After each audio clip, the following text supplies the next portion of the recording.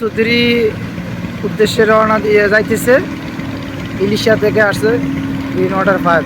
এই যে বিকালবেলা মনোরম পরিবেশে গ্রিন ওয়াটার 5 ইলিশা থেকে মূলসুধুরী ঘাটের উদ্দেশ্যে রওনা দিতেছে।